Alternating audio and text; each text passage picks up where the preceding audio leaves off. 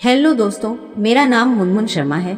मैं अहमदाबाद की रहने वाली हूँ। मैं एक गुजराती हूँ। मेरे दो भाई थे जो अपनी अपनी जिंदगी में डूबे हुए थे। वो सिर्फ अपनी अपनी बीवियों की बात सुनते थे और मेरी और माँ की कोई देखभाल नहीं करते थे।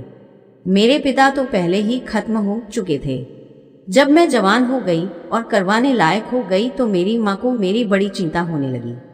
उन्होंने मेरे दोनों भाइयों से मेरे लिए लड़का देखने को कहा, पर दोनों सिर्फ अपनी अपनी बीवियों की गुलामी करते रहते।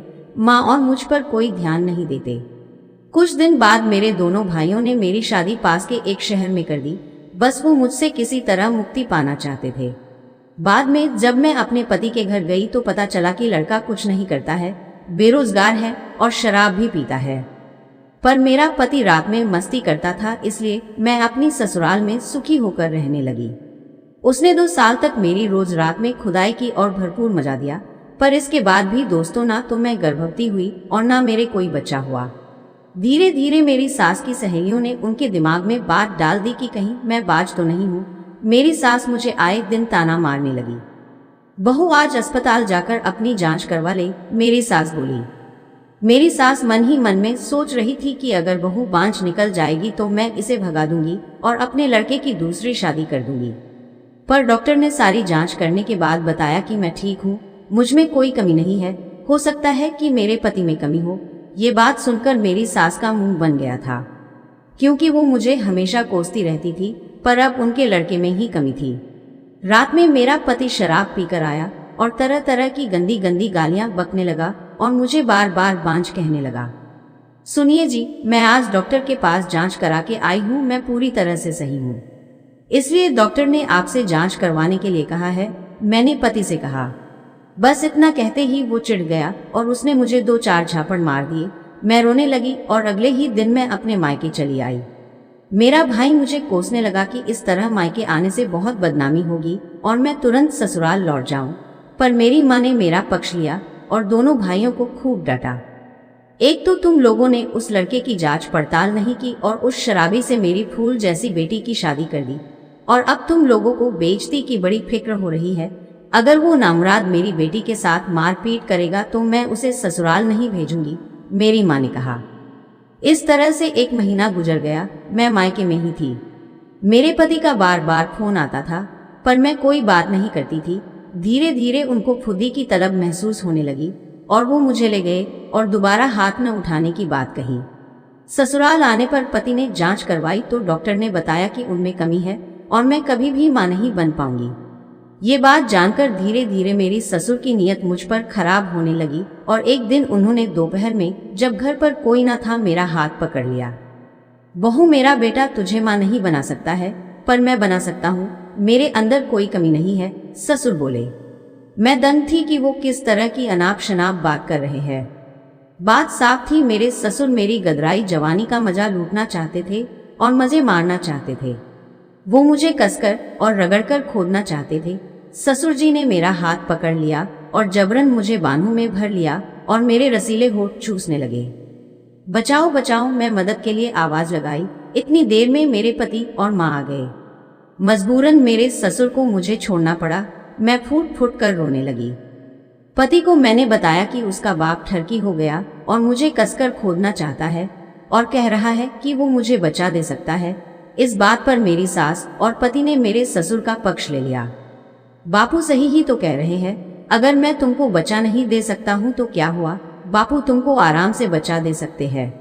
घर की बात घर में रहेगी और किसी को मेरे नामर्द होने का पता भी नहीं चलेगा। ये बहुत कमाल का आइडिया है, मेरे पति बोले और ससुर जी का पक्ष लेने लगे। सास भी इस बात से सहमत थी। धीरे धीरे तीनों लोग मुझ पर दबाव बनाने लगे कि मैं ससुर जी से करवा लूं और बच्चा कर लूं। मैं कोई रंडी या छिनाल नहीं हूँ जो पति के सिवाय किसी भी मर्द के साथ सो जाऊं और करवा लूं। मैंने अपने पति से साफ साफ कह दिया। पर दोस्तों, वो लोग धीरे धीरे मेरे ऊपर दबाव बनाने लगे। बहुत सी बहुएं ऐसा करती है, जब उनके पति उन्हें मां नहीं बना पाते तो वो ससुर से कवाकर मां बन जाती है। इसमें हर्ज ही क्या है। ससुर से बच्चा होगा तो उसमें भी इसी परिवार का खून ही होगा और पति से होगा तो इसमें में हमारे परिवार का ही खून रहेगा। मेरी सास ने मुझे एक दिन प्यार से समझाया। मेरे पास कोई दूसरा विकल्प भी नहीं था। मैं आखिर जाती कहाँ, क्योंकि मेरे दोनों भाई तो हमेशा अपनी अपनी बीवियों की मान में घुसे रहते थे और मेरा आना पसंद नहीं करते थे।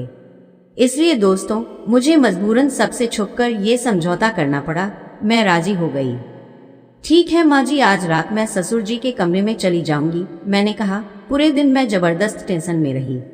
मेरा ससुर तो मुझे वैसे ही करना चाहता था और अब तो उसे एक बढ़िया बहाना भी मिल गया।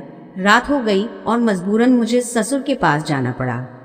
बहू जरा सच संवर कर अपने ससुर के पास जाना, मेरी सास बोली। मैं नहाने चली गई और मैंने बाथरूम में अपने बाल अच्छे से शेव कर लिए, नीचे बिल्कुल चिकनी बना ली और कई बाल्टी से साबुन मल मल कर नहाया। मेरा जिस्म बहुत गोरा हो गया था और किसी नगीने की तरह चमक रहा था। नहाकर मैंने बिल्कुल नई लाल रंग की मस्त साड़ी पहन ली और सारा श्रृंगार मैंने कर लिया। अलमारी से मैंने बिल्कुल नई चूड़ियों का सेट पहन लिया। अपनी मांग में मैंने सिंदूर भर लिया, पर आज ये सिंदूर मेरे पति के नाम का नहीं था, बल्कि मेरे ससुर के नाम का था, क्योंकि आज रात मेरे ससुर मेरी नथ उतारने वाले थे। मैंने गले में मंगलसूत्र डाल लिया और एक हार भी डाल लिया। पैरों में मैंने बिल्कुल नई पायलें पहन ली और सज संवर कर अपने ससुर के कमरे में दूध का ग्लास लेकर पहुंच गई। आओ आओ बहू, मैं कब से आपका इंतजार कर रहा था, ससुर जी बोले। ससुर जी, दूध आपके लिए, मैंने कहा और दूध का ग्लास उनकी तरह बढ़ाया। वो हंसने लगे। बहू, आज मैं ये वाला दूध नहीं बल्कि दूसरा दूध पीऊंगा, ससुर बोले। धीरे धीरे वो मुझसे प्यार करने लगे और मुझे बाहों में भर लिया और अपने पास बगल में लिटा लिया। मैं अच्छी तरह से जानती थी कि आज इस पलंग पर मेरी पलंग तोड़ ठुकाई होने वाली है। ससुर जी ने मुझे बाहों में भर लिया और मेरे गोरे गोरे और फूले फूले गालों पर किस करने लगे। मुझे बड़ा अजीब लग रहा था, क्योंकि आज तक मेरे गुलाबी होठों का चुंबन सिर्फ मेरे पति ने ही लिया था। ससुर जी धीरे धीरे मेरे रसीले होठ चूस और पी रहे थे और धीरे धीरे उनके हाथ मेरे जिस्म पर इधर उधर जाने लगे थे। मैं मजबूर थी, मेरे पास कोई चारा नहीं था। आज मुझे ससुर से रात भर कसकर ठुकना ही था बच्चा पाने के लिए। फिर मेरे ससुर के हाथ मेरे 38 इंच के बड़े बड़े गोल गोल रसीले गुलगुले पर पहुंच गए और वो मजा लेकर मेरे गुलगुले दबाने लगे। हाय ओह आह, मैं कसम साई। कुछ देर बाद ससुर ने अपना शर्ट पैंट निकाल दिया और मेरे दोनों हाथ सीधे कर दिए और मेरी लाल रंग के ब्लाउज की एक एक बटन खोलने लगे। मेरा दिल धक धक कर रहा था। कितनी बड़ी बात थी, आज मैं अपने ससुर से ठुकवाने जा रही थी, उनका केला खाने जा रही थी। कुछ देर बाद उन्होंने मेरा ब्लाउज खोल दिया और निकाल दिया। अब मैं ब्रा में उनके सामने पड़ी थी। फिर उन्होंने मेरी ब्रा भी निकाल दी। मेरे दो बड़े ही हसीन गुलगुले आज ससुर जी के सामने थे। मेरे ऊपर लेट गए और मेरे हसीन गुलगुलों का मजा लेकर पीने लगे। मेरे 38 इंच के गुलगुले बहुत ही बड़े और विशाल थे। ससुर उसे मजे से चूस रहे थे। ससुर फिर हपर हपर करके मेरे गुब्बारे पीने लगे। वो जोर जोर से काली काली निपल्स को दांत से पकड़कर ऊपर की ओर खींचते तो मेरी चुची ऊपर की तरफ उठ जाती। मेरी गदराई छातियां इतनी बड़ी थी कि मुश्किल ने उनके हाथ में आ पा रही थी। वो तेज तेज मेरे गुब्बारे को दबा रहे थे। मेरे रसीले गुब्बारे किसी स्पंज छेने की तरह लग रहे थे। जिस तरह से छेने को दबाने पर रस टपकने लगता है और छोड़ दो तो छेना अपने आकार में फिर से वापस आ जाता है, ठीक उसी तरह मेरे गुब्बारे के साथ हो रहा था। जब ससुर जोर से दबाते थे तो वो पिचक जाते थे, पर जैसे ही वो छोड़ते थे फिर से मेरे रसीले गुब्बारे उतने बड़े हो जाते थे। इस तरह से ससुर मुझे बड़े प्यार से मेरे गुब्बारे खींच खींच कर पीने लगे। मुझे बहुत जोर की यौन उत्तेजना होने लगी। मैं कामातुर हो गई। ससुर जी का केला खाने को मैं तपड़ रही थी, पर अभी तो वो मेरे गुब्बारे पीने में ही बेहद व्यस्त थे। मेरी दोनों चुची की निपल्स को दांत से काट रहे थे और खींच खींच कर किसी लीची की तरह चूस रहे थे। मैंने दावे से कह सकती थी कि मेरे दोनों गोल गोल गुब्बारे बड़े मीठे होंगे। मैंने अपनी आंखों से देखा ससुर जी का केला किसी बिजली के खंभे की तरह खड़ा हो गया था। बड़ी देर तक वो मुझे अपनी बीवी की तरह मेरे दोनों गुब्बारे अदल बदल कर पीते रहे। उसके बाद ससुर जी मेरे बगल ही लेट गए और मुझे अपना केला खाने के लिए दे दिया। मैंने इतना बड़ा केला आज तक नहीं देखा था। ससुर जी का केला तो किसी गधे के केले की तरह मोटा और लंबा था। मैंने डरते डरते ससुर का केला हाथ में लिया। ससुर जी, ये तो बहुत लंबा है, ये कैसे जाएगा मेरे झोपड़े नुक्ता में? मैंने सहम कर पूछा। अरे बहू, यही तो ऊपर वाले के कमाल है कि चाहे कितना बड़ा या लंबा केला हो, औरत में समा ही जाता है और मजे से उसकी मारता है। तू बिल्कुल परेशान मत हो, ससुर बोले। मैं सहमकर उनका केला हाथ में लेकर फेंकने लगी और जल्दी जल्दी अपने हाथ को ऊपर नीचे करने लगी। मन ही मन में मेरे दिल में लड्डू भी फूट रहा था कि ये रसीला केला आज मुझे सारी रात खूब मजा देगा। ये सब सोचकर मैंने ससुर का केला मुंह में ले लिया और किसी लोलीपॉप की तरह चूसने लगी। कुछ देर बाद मुझे भी मजा आने लगा। किसी रंडी छिनार की तरह मैं ससुर जी का चूस रही थी। मुझे बहुत मजा आ रहा था। मैं ससुर के केले से मंजन करने लगी। गले के आखिरी छोर तक मैं उनके मीठे और रसीले केले को मुंह में लेकर चूस रही थी। ससुर जी हा हा हा ओहो हो कर रहे थे। मुझ जैसी खूबसूरत औरत के रसीले होठ से चुसवाने का सौभाग्य आज उनको मिल रहा था। ये बहुत ही बड़ी बात थी।